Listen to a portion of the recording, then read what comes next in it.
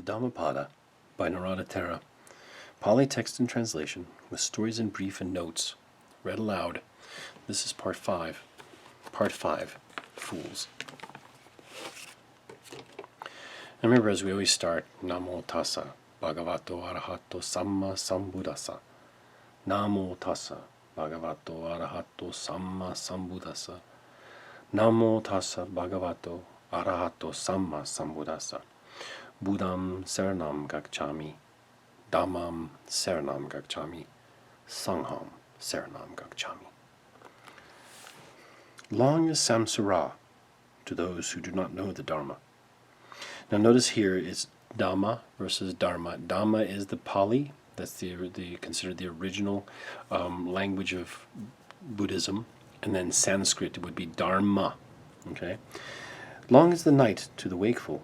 Long is the league of distance to the wary. Long is samsara to the foolish who know not the sublime truth. And samsara meaning the wheel of existence, right? The wheel of becoming, as it is. The story.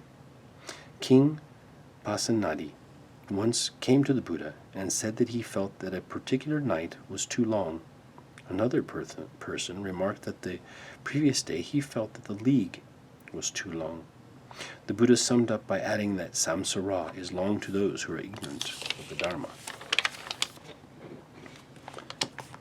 Literally wandering again and again, that's this moving through his ocean of life or existence.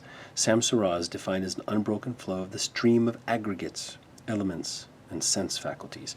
Now we did another video on this one, which I'll put up here, which are the aggregates or the parts of being, okay, which make up what you are, and those working in conjunction with the sense faculties and elements and things that occur, phenomenon that makes up our experience of the world. Okay, avoid companionship with the foolish. Well, this is a good one. If, as a disciple fares along, he meets no companion who is better or equal, let him firmly pursue his solitary career. There is no fellowship in the foolish. Story. A teacher reproached his pupil for some misdemeanor. The displeased pupil set fire to the teacher's hut and fled. The Buddha, hearing of the incident, commended a solitary career in preference to a companionship with the foolish. According to the commentary in this term, it connotes higher morality or insight, paths and fruits of sainthood. No such virtues are found in those who are foolish, of course, out of compassion. One is not one's own. Sons have I, wealth have I. Thus the fool worried. Verily, he himself is not his own. Whence sons, whence wealth? Story. A wealthy but miserly person was reborn as a hideous-looking beggar. One day it so happened that he entered the house where he had dwelt in his previous life, but he was bundled out and thrown into the rubbish heap. The Buddha, who was passing that way, noticed him and told the man's son that the beggar was none other than his own dead father, or as if he was his own dead father, right? Treat people as you would treat those that are close to you and you love. Okay? Wise is he who acknowledges his foolishness. The fool who knows that he is a fool is that for that very reason a wise man. The fool who thinks that he is wise is called a fool indeed. Story. Two persons went to hear the Dharma. One attained the first stage of sainthood. The other stole some money. On returning home, the latter taunted the former as a fool, not to have availed himself of the opportunity to steal something, as he had done. When the matter was reported to the Buddha, he explained the difference between a fool and a wise man. A fool cannot appreciate the value of the Dharma. Though a fool, through all his life, associates with a wise man, he no more understands the Dharma than a spoon tastes the flavor of soup. Story. Mistaking the Venerable Udayi, who used to sit in the seat of Dharma, for a skilled exponent of the Dharma, the monks questioned him about the teaching. Discovering his ignorance, they reported the matter to the Buddha, who then explained the attitude of a fool towards the Dharma. The wise can appreciate the value of the Dharma. Though an intelligent person associates with the wise man for only a moment, he quickly understands the Dharma as the tongue tastes the flavor of soup. Story. 30 youths listened to the Dharma and instantly attained arhatship. The Buddha commented on their quick realization owing to their high intelligence, and that they paid attention, and that they put it in practice, etc. Bitter is the fruit of evil.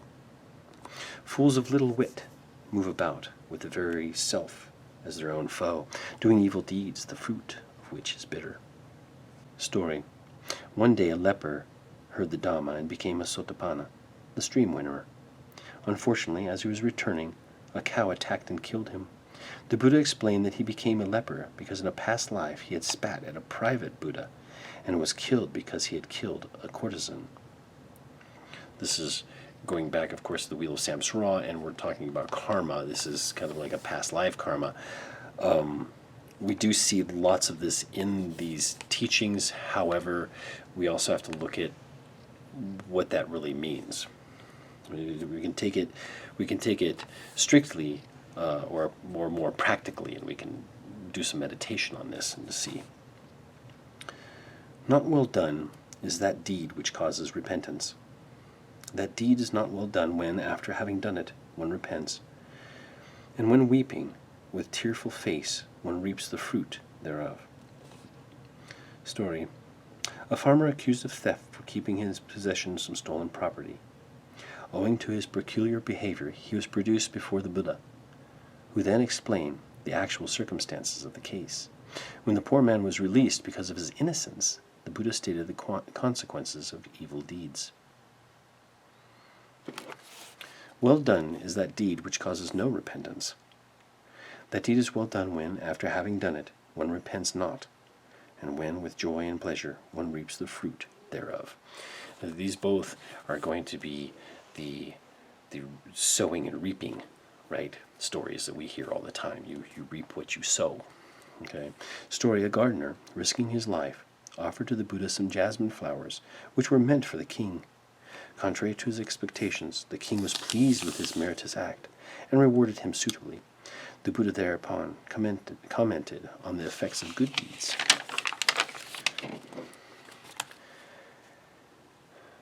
Evildoers come to grief. As sweet as honey is an evil deed, so thinks the fool, so long as it ripens not, but when it ripens, he comes to grief. Story. A former suitor of a nun ravished her while she was dwelling alone in a forest. On hearing the incident, the Buddha commented on the sufferings that accrue to evildoers. Realization is far superior to mere fasting. Month after month, a fool may eat only as much food as can be picked up with the tip of a kusa grass blade. But he is not worth a 16th part of them who have comprehended the truth. Let's do it over. Realization is far superior to mere fasting. Month after month, a fool may eat only as much food as can be picked up on the tip of a grass blade. But he is not worth a 16th part of them who have comprehended the truth. Story. An ascetic, as the result of a past evil action, used to live on excreta, which means he used to eat poop, basically.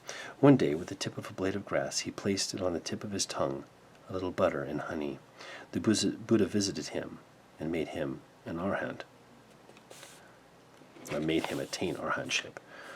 Basically, this is going into the idea here. We say that the prolonged so-called meritorious fasting of alien ascetics who have not destroyed the passions is not worth a 16th part of the solitary day's fasting of an Arya who has realized the Four Noble Truths.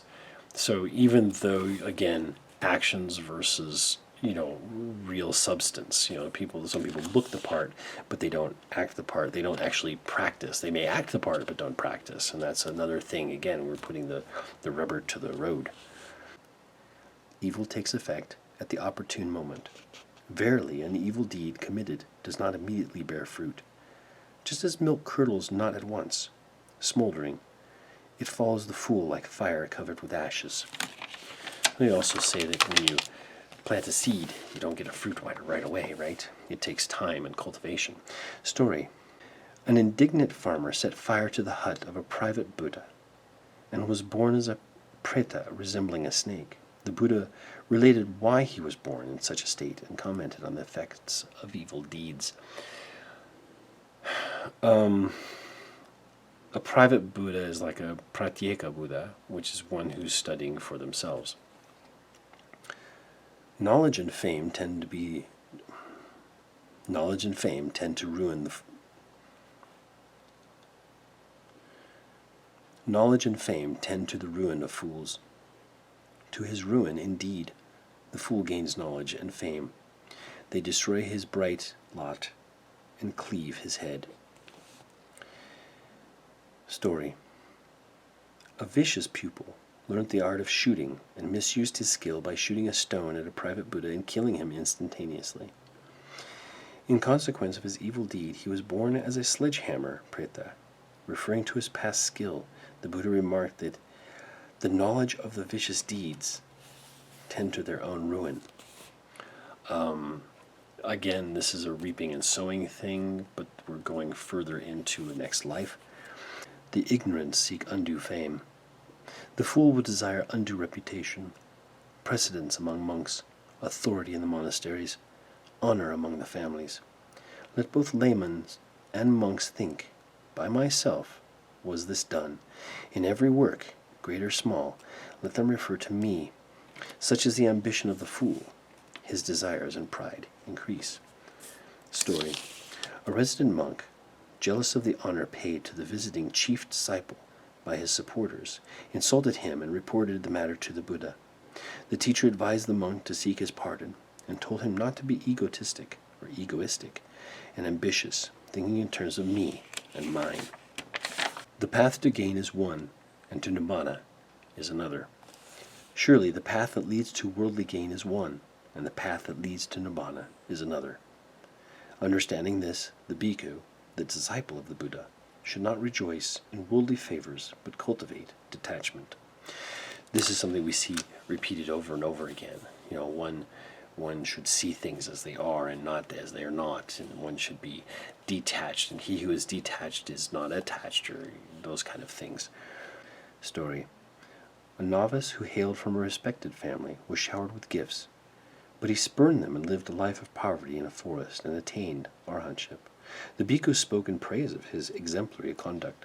The Buddha, hearing their talk, described the two different paths that lead to gain and nirvana. He could have taken all of the stuff and just lived happily that way, or he could have, been happy by letting go of all of those things and living as a mendicant. Anyway, this is Reverend Sean over at The Center Path. Don't forget to subscribe if you want to see more of this kind of stuff. Chapter 6 is coming up next. We've done so far 5. I'll put links to the other ones up here. It's also on a playlist called the Dhammapada. And you can also go on the website, thecenterpath.org, and you can download our 2-page cheat sheet, which we have for a class, and there's another Buddhist class related to that. It's all completely free, so please give us a like. And if you comment, let me know if any of these you want to have cleared up. We can always go into them a little bit deeper and explain that kind of thing in a new time. But in other words, study on this and do your meditations. I hope you guys are well, and take good care.